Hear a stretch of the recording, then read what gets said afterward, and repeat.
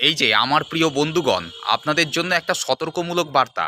আপনাদেরকে এটা বলতে চাই যে আপনারা দয়া করে কোনো পাড়ার লোককে ফেসবুকে রাখবেন না। কেন রাখবেন না জানেন? আমি বলে দিচ্ছি, শুনে নিন। আপনি যদি ফেসবুকে পোস্ট করেন, এরা তো লাইক কমেন্টস ফেসবুকে করবেই না, কমেন্টস করবে আপনার বাড়িতে এসে। আপনি মনে করুন এখন একটা পোস্ট করেছেন যে আমার ব্রেকআপ হয়েছে। তো এই বিষয়ে আপনিও চান যে দু এক কথা বন্ধুরা কিছু বলুক, ফেসবুকের বন্ধুরা কিছু বলুক। আর কিছু মানুষ আছে, বিশেষ করে এই পাড়ার লোকেরা, তারা কি করে জানেন তো?